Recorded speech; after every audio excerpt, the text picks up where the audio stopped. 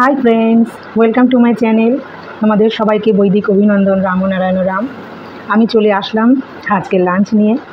আমার আজকের মেনুতে আছে কলমি শাক ভাজা, এটা হচ্ছে চিচিঙ্গা ভাজা নিরামিষ। আমার আবার সেই মাছের তেলের তরকারি, কাতলা মাছের তেলের তরকারি, যেটা আমার খুব ফেভারিট।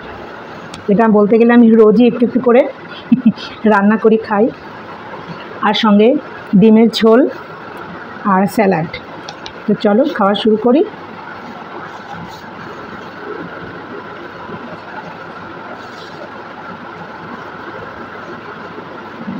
এর আগের দিন ভিডিওতে আমি কাঁচা লঙ্কা নিয়ে বসতে ভুলে গেছিলাম। আমার খেতে একদম ভালো লাগছিল না, লঙ্কা ছাড়া, কাঁচা লঙ্কা ছাড়া আর কি, যেন মনে হয় কি যেন নেই। অ্যাকচুয়ালি আমি ঝাল খেতে ভীষণ পছন্দ করি, সেই জন্য লঙ্কাটা সাথে না থাকলে ভালো লাগে না, খাওয়ার সেই মজাটাই হয় না।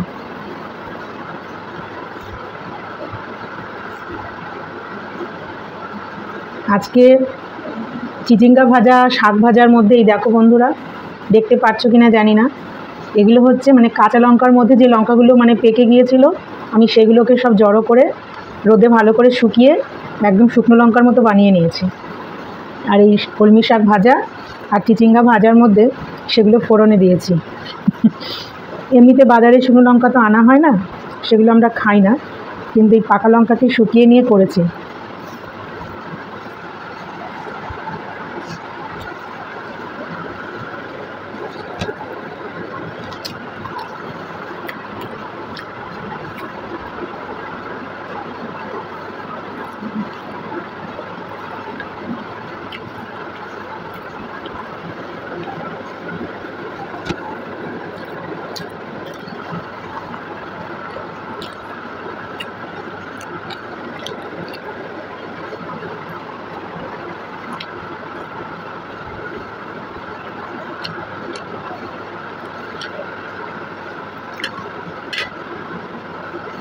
শুধু লঙ্কা ফোড়ন দিয়ে ভালোই লাগছে।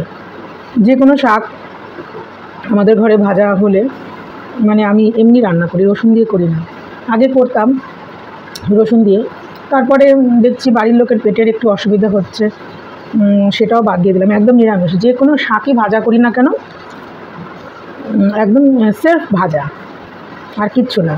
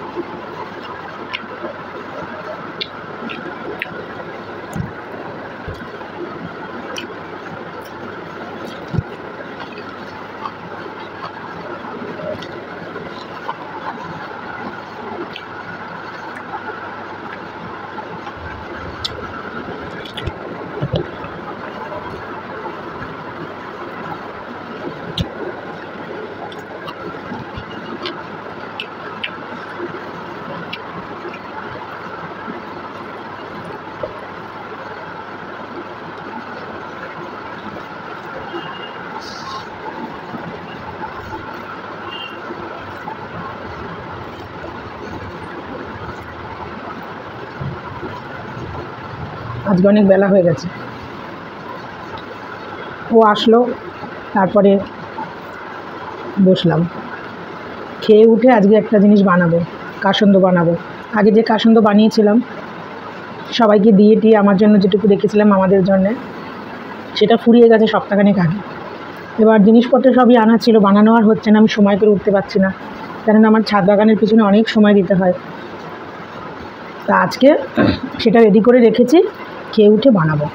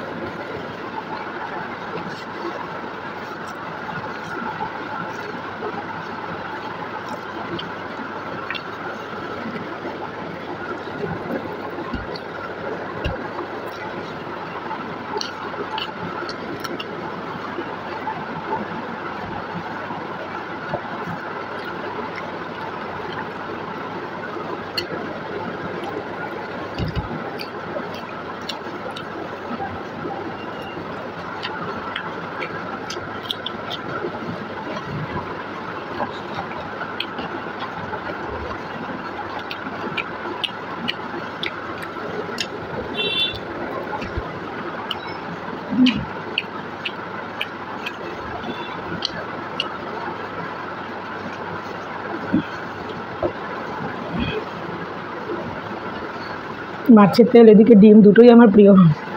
এবার অন্য কিছুর তরকারি থাকলে আমি মাছের তেলটা সবার শেষে খেতাম, কিন্তু এটা আগে খেতে হবে, ডিমটাই পরে খাবো।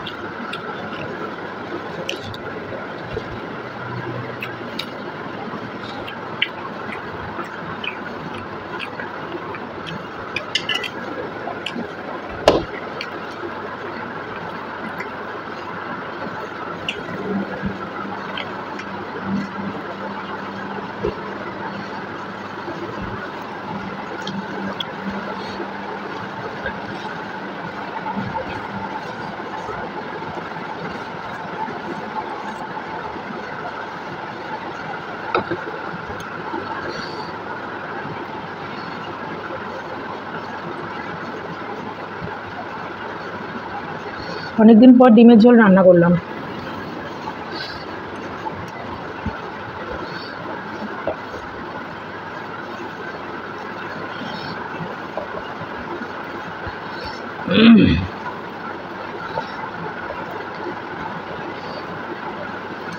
লঙ্কাটা ভীষণ ঝাল ঝাল লেগেছে, কিন্তু এখন জল খাবো না, ভাত খাওয়া শেষ হবে, সবার লাস্টে জল খাবো।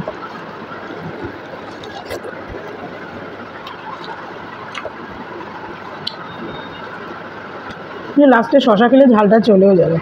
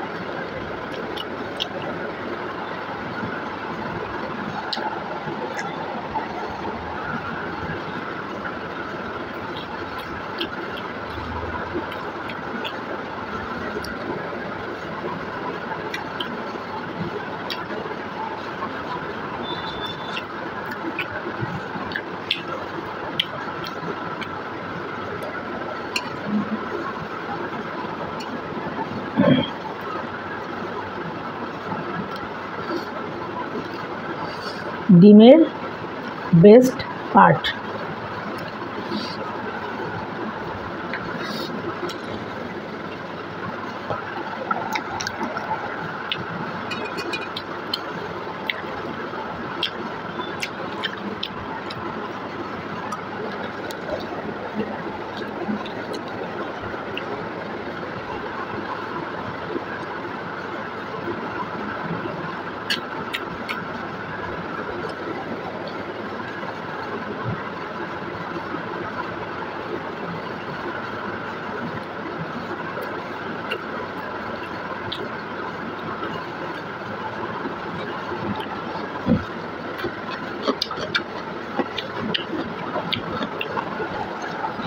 শশাগুলো এত টেস্টি, মানে শশার যে একটা ফ্লেভার, শশার যে একটা ওর যে একটা নিজস্ব যে একটা টেস্ট, সেটা কিন্তু নেই। মানে এতটাই কচি আর এতটাই টেস্টি শশাগুলো, খেতে কেমন বলবো,